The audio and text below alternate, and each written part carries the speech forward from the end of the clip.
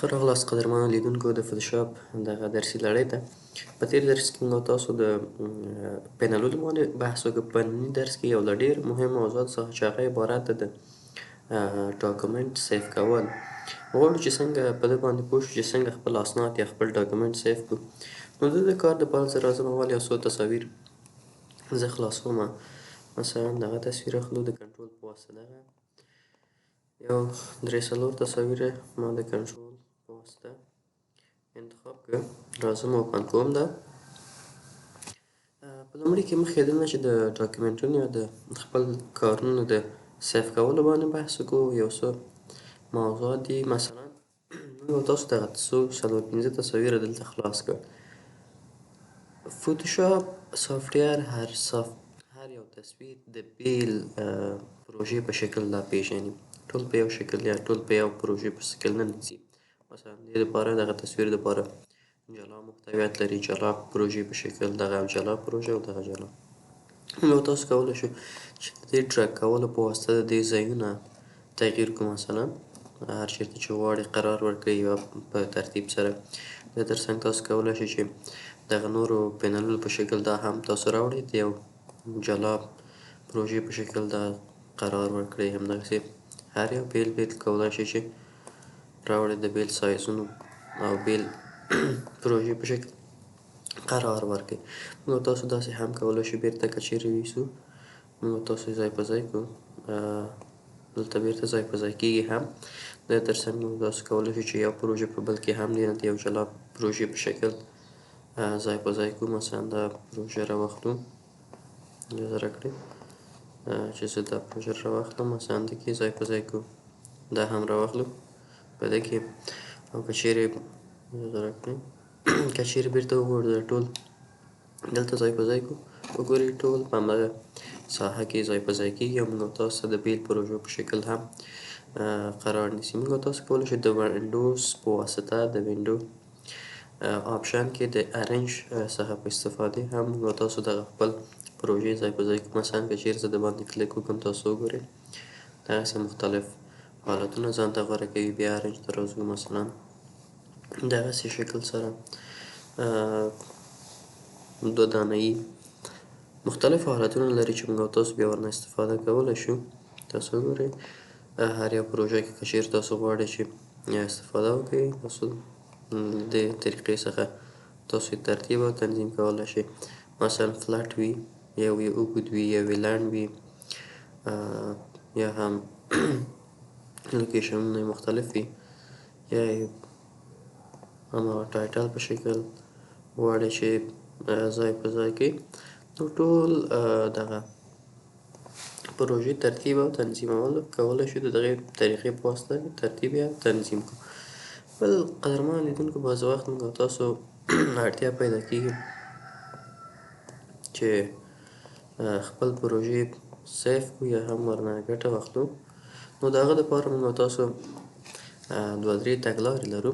خو مخکې د هغه نه اجازه راکړئ چې زه یو څه د براش څخه په استفادې د براش باندې به کلیک وکړم، پراپرټیز کالر ته به لاړ شم. که چیرې دلته کالر نه وي، تاسو کولی شئ چې د کالر هغه آپشن داسې کې خلاص کړئ، دا وړو دغلته قرار ورکړو. مثلا زه دغه رنګ اخلم او د خپل برش سایز لږ څه لویوم چې دا د لوی او کوچني قوسونو په واسطه که چیرې تاسو غواړئ د خپل دغه برش اندازه کوچنی او لوی کې د برش څخه د لوی او کوچني قوس څخه په استفادې تاسو کولی شئ چې سایز یې بدل کړئ. مثلا ما دغسې یو شکل یا شیپ دلته ترسیم کړ.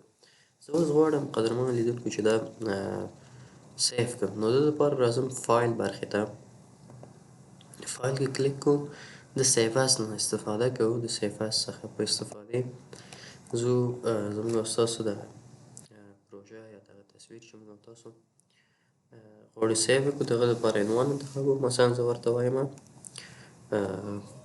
فرست پروجیکټ.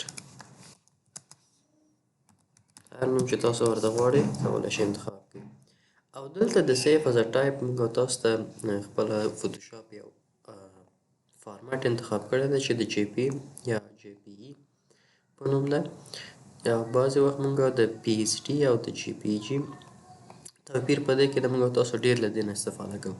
که چېرې تاسو قدرمنو لیدونکو غواړئ چې ستاسو پروژه په داسې شکل سره سیف شي چې کوم کارونه تاسو کړي دي هغه د آپشن په شکل یا د لیر په شکل تاسو ته ورښکاره کړي. مثلا زه دا بېرته بندوم، تاسو وګورئ دلته ما یو ترسیم وکړ دغه لیر برخه کې زه دا بکګراونډ یې خلاصوم.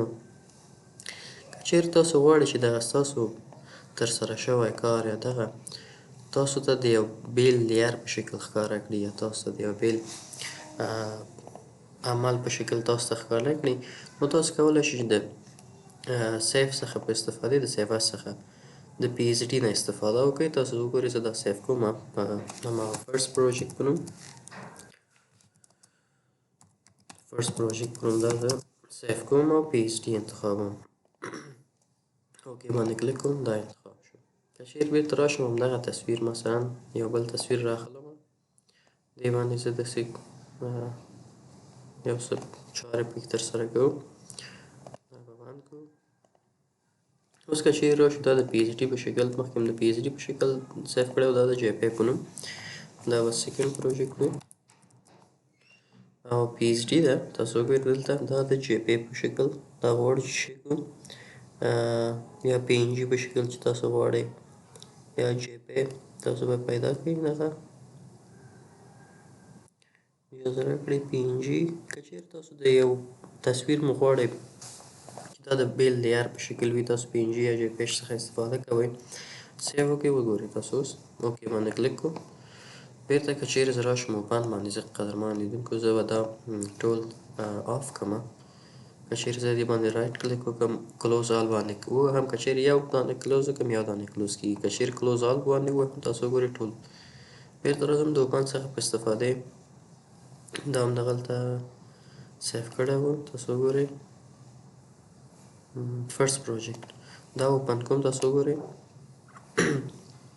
موږ او تاسو ته د لیر په شکل راغی. ټول داسې ښکاره کېږي چې دغه تصویر چې موږ او تاسو جوړ کړی دی دغه تصویر دا قدرمنو لیدونکو د همدغې د پخواني تصویر برخه ده.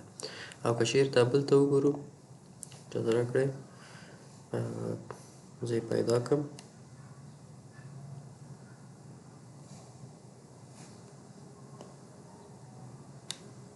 فرست پروجیکټ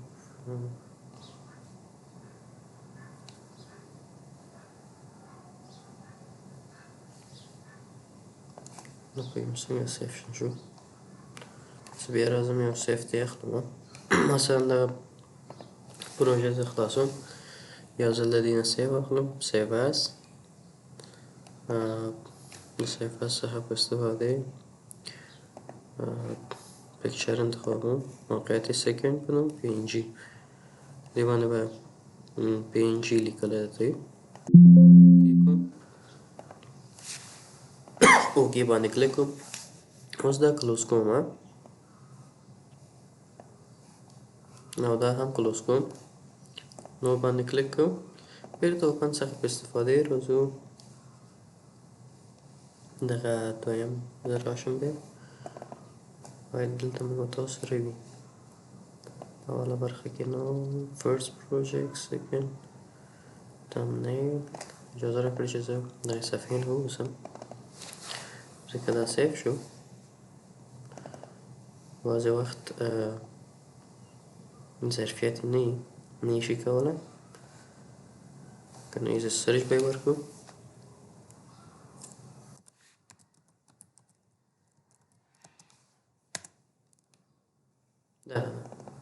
تاسو وګورئ دا یې موږ او تاسو د تصویر په شکل نه د اوټوکیټ فایل په شکل سیف کړ.